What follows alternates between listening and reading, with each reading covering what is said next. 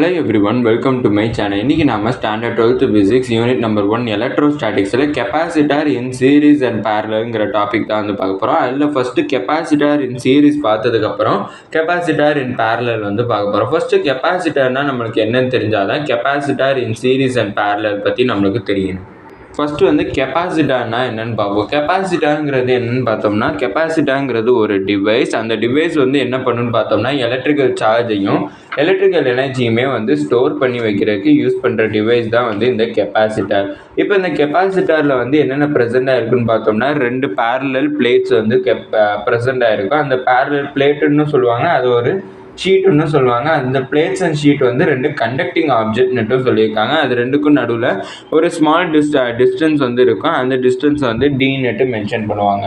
இப்போ இந்த கெப்பாசிட்டருங்கிற இந்த எலக்ட்ரிக்கல் டிவைஸ் வந்து நிறைய எலக்ட்ரானிக் சர்க்கியூட்ஸில் வந்து யூஸ் பண்ணுவாங்க. அதோட அப்ளிகேஷன்ஸ் வந்து ரொம்ப ரொம்ப இம்பார்ட்டன்ட். சயின்ஸ் அண்ட் டெக்னாலஜியோட இப்போ இருக்கக்கூடிய உலகத்தில் இந்த கெப்பாசிட்டரோடைய யூஸ் வந்து ரொம்ப ரொம்ப இம்பார்ட்டண்ட்டாக இருக்குதுன்னுட்டு சொல்லியிருக்கேன். இப்போ கெப்பாசிட்டர்னால் என்னன்னுட்டு உங்களுக்கு தெரிஞ்சிருக்கும். இப்போ இந்த கெப்பாசிட்டரை வந்து நம்ம சீரீஸ் கனெக்ஷனில் வைக்கிறோம். அதாவது 1/1 வந்து கனெக்ட் பண்ணி வைக்கிறோம். அதை வந்து ஒரு பேட்டரியோடவும் கனெக்ட் பண்ணியிருக்கோம். அந்த பேட்டரியோடைய பொட்டென்ஷியல் எனர்ஜி வந்து நம்ம வின்னுட்டு டினோட் பண்ணிக்கிறோம். இப்போ அதை நான் சீரீஸில் வந்து கனெக்ட் பண்ணியிருக்கேன். இப்போ சீரீஸில் வந்து கனெக்ட் பண்ணியிருக்கிறப்ப இந்த பேட்டரியோட நெகட்டிவ் டெர்மினல்லேருந்து எனக்கு நெகட்டிவ் சார்ஜ் வந்து ஃப்ளோ ஆகும். நெகட்டிவ் சார்ஜ் வந்து இந்த இதோட ரைட் சைட் கார்னர்லேருந்து எனக்கு இங்கே பாசிட்டிவ் சார்ஜுக்கு ட்ரான்ஸ்ஃபர் ஆகும். அடுத்து இங்கேருந்து இந்த செகண்ட் கெப்பாசிட்டரோடைய நெகட்டிவ் டெர்மினல், அடுத்தது இந்த இதுக்கு ஃப்ளோ ஆகும். அப்படியே எனக்கு மாற்றி மாற்றி ஃப்ளோ ஆகி கடுத்தா எனக்கு இங்கே ப்ளஸ்ஸுங்கிற இந்த பாசிட்டிவ் டெர்மினலுக்கு வந்து எனக்கு ஃப்ளோவான சார்ஜ் வந்து வரும். இப்போ உங்களுக்கு இந்த சீரீஸ் கனெக்ஷனில் வந்து எப்படி வந்து ஒரு எலக்ட்ரிக்கல் சார்ஜ் வந்து, அதாவது ஒரு நெகட்டிவ் சார்ஜ் வந்து எப்படி டிரான்ஸ்போர்ட் ஆகுதுன்னுட்டு உங்களுக்கு தெரிஞ்சிருக்குன்னு நினைக்கிறேன். இதில் வந்து 3 கெப்பாசிட்டர்ஸ் வந்து ப்ரெசென்ட்டாக இருக்குது. அதில் வந்து ஃபஸ்ட்டு கெப்பாசிட்டரை வந்து C1, அடுத்து செகண்ட் கெப்பாசிட்டரை வந்து C2, அடுத்து தேர்டு கெப்பாசிட்டரை வந்து C3ன்னுட்டு நம்ம கன்சிடர் பண்ணிக்கிறோம். அடுத்து ஒரு பேட்டரி கனெக்ட் ஆனதுனால தான் வந்து இங்கே எலக்ட்ரான்ஸ் வந்து நம்மளுக்கு ஃப்ளோ ஆகிருக்கு. இப்போ எலக்ட்ரான்ஸ் வந்து எப்படி ஃப்ளோ ஆகுதுங்கிறதையும் நம்ம பார்த்தாச்சு. இப்போ இதில் ஃப்ளோ ஆகிற சார்ஜ் எல்லாமே எனக்கு ஈக்குவல் அமௌண்ட் ஆஃப் சார்ஜாக தான் இருக்கும். இப்போ எனக்கு கெப்பாசிட்டர் Cயில் எவ்வளோ சார்ஜ் வந்து ஃப்ளோ ஆகிருக்கோ அதே அமௌண்ட் ஆஃப் சார்ஜ் தான் வந்து எனக்கு கெப்பாசிட்டர் 2, கெப்பாசிட்டர் 1லையுமே எனக்கு ஃப்ளோ ஆகிருக்குங்கிறத நீங்கள் தெரிஞ்சுக்கோங்க. ஏன்னா வந்து இது சீரீஸ் கனெக்ஷனில் இருக்குது. சீரீஸ் கனெக்ஷனில் இருக்குங்கிறப்ப அதில் ஃப்ளோ ஆன எலக்ட்ரிக்கல் எனர்ஜி வந்து சேமாக இருக்கும். ஆனால் அதில் ஃப்ளோ ஆன பொட்டென்ஷியல் டிஃபரன்ஸ் வந்து எனக்கு டிஃபரன்ஸாக இருக்கும். அதாவது இந்த C1ல் ஃப்ளோ ஆன சார்ஜ் எனக்கு Q, C2ல் ஃப்ளோ ஆன சார்ஜும் எனக்கு Q, C3ல் ஃப்ளோ ஆன சார்ஜும் எனக்கு Q. ஆனால் C1ல் ஃப்ளோ ஆன பொட்டென்ஷியல் டிஃபரன்ஸ் வந்து எனக்கு V1. அடுத்து C2ல் ஃப்ளோ ஆன பொட்டென்ஷியல் பொட்டென்ஷியல் டிஃபரன்ஸ் வந்து V2. அடுத்து C3ல் ஃப்ளோ ஆன பொட்டென்ஷியல் டிஃபரன்ஸ் வந்து எனக்கு V3ன்னுட்டு நான் கன்சிடர் பண்ணிக்கிறேன். இப்போ வந்து பார்த்தோம்னா எனக்கு பேட்டரியோட பொட்டென்ஷியல் எனர்ஜியும் இதோடைய பொட்டென்ஷியல், அதாவது 3 கெப்பாசிட்டரோட தனித்தனியாக இருக்கக்கூடிய பொட்டென்ஷியல் எனர்ஜியை ஆட் பண்ணனா எனக்கு ஈக்குவலாக இருக்குங்கிறத நீங்கள் தெரிஞ்சுக்கோங்க.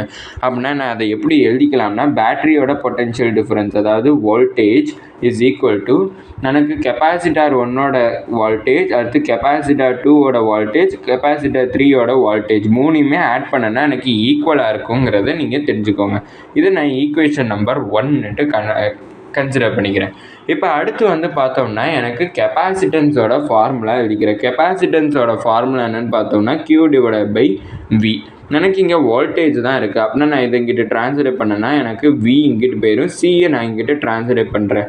அப்படி பண்ணோம்னா எனக்கு V இஸ் ஈக்குவல் டு Q/Cன்னுட்டு எனக்கு கிடைக்கும். அப்படின்னா V இஸ் ஈக்குவல் டு எனக்கு V1 பதிலாக நான் எதை சப்ஸ்டியூட் ஃபஸ்ட்டு நான் Vக்கு பதிலாக அந்த Q/Cயை சப்ஸ்டியூட் பண்ணிக்கிறேன்.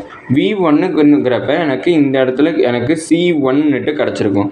அப்படின்னா எனக்கு Q/C1. அப்படின்னா இங்கே Q1ன்னுட்டு போடணுமேன்னுட்டு நிறைய பேருக்கு டவுட் வரும். ஏன் போடக்கூடாதுன்னா, கெப்பாசிட்டன்ஸ் 1, கெப்பாசிட்டன்ஸ் 2, கெப்பாசிட்டர் 3 மூணுலேயுமே வந்து பார்த்தோம்னா சேம் அமௌண்ட் ஆஃப் எனர்ஜி தான் எனக்கு ஃப்ளோ ஆகுது. அப்படின்னா அடுத்து Q/C2, அடுத்தது Q/C3 அப்படின்னுட்டு எனக்கு கிடச்சிருக்கும். அப்படின்னா Q/C, இங்கே இருக்கிற Qவை ஒன்று காமனாக எடுத்துக்கிறேன். மீதி என்ன இருக்குதுன்னு பார்த்தோம்னா 1/C1 plus 1 divided by C2 plus 1 divided by C3. நம்ம கியூவும் எனக்கு கேன்சல் ஆகிடுச்சு. மீதி என்ன இருக்குதுன்னு பார்த்தோம்னா 1 divided by C is equal to 1 divided பை C1 plus 1 divided by C2 plus 1 divided by C3 அப்படின்ட்டு எனக்கு கிடச்சிருக்கு. இப்போ இதில் இருக்கக்கூடிய 3 கெப்பாசிட்டரையும் சேர்த்து ஒரே கெப்பாசிட்டராக நான் கன்சிடர் பண்ணேன்னா இது ஒரு சீரிஸ் கனெக்ஷன். அப்படின்னா எனக்கு இதை சிஎஸ்ன்னுட்டு நான் எடுத்துக்கிறேன். அப்போனா ஒரு கெப்பாசிட்டரை வந்து நம்ம சீரிஸ் கனெக்ஷனில் வந்து நம்ம கனெக்ட் பண்ணோம்னா அதோடைய டோட்டல் கெப்பாசிட்டன்ஸ் வந்து கண்டுபிடிக்கணும்னா அதை ரெசிப்ரோக்கல் எடுத்து நம்ம ஆட் பண்ணுங்கிறத நீங்கள் தெரிஞ்சுக்கோங்க. இப்படி தான் வந்து ஒரு கெப்பாசிட்டர் சீரீஸில் வந்து கனெக்ட் ஆகிருக்கிறப்ப அதோடைய டோட்டல் கெப்பாசிட்டன்ஸ் வந்து கண்டுபிடிக்கணும்.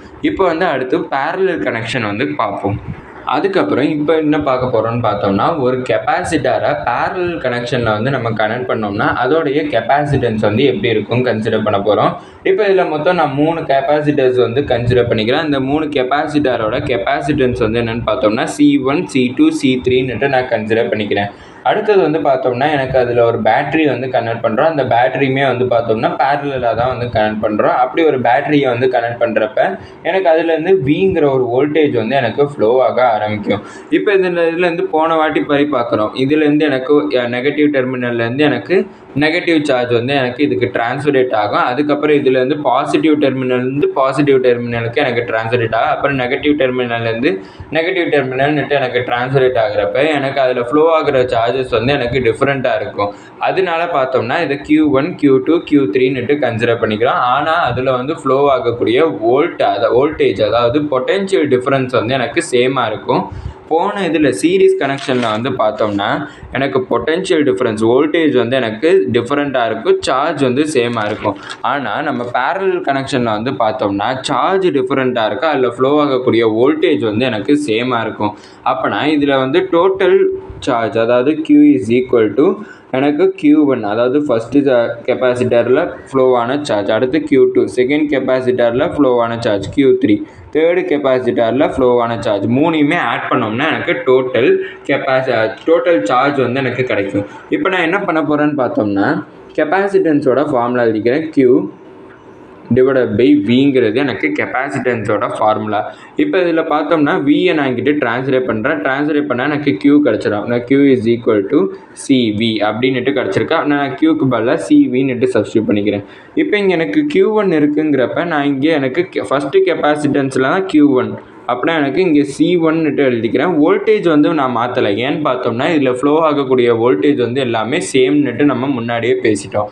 அப்படின்னா இதை எப்படி எழுதிக்கலாம்னா C1 இன்ட்டு வின்னு எழுதிக்கலாம், இதை C2 இன்ட்டு வின்னு எழுதிக்கலாம், இதை C3 இன்ட்டு வின்னுட்டு எழுதிக்கலாம்.